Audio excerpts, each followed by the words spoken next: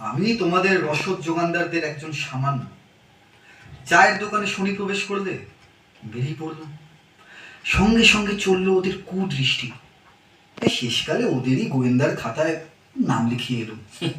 চা বানানো ছেড়ে এখন কি খবর বানাচ্ছে? বানালে ব্যবসা চলে না, বিশুদ্ধ খাঁটি খবর দিতে হয়।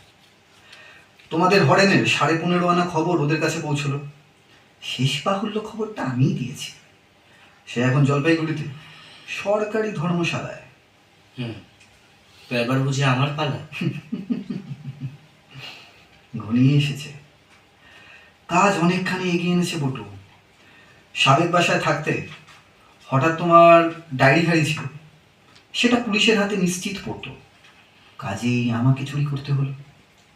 আপনি সবটা পড়েছেন? পড়তে পড়তে হয়ে গেল রাত 1:30।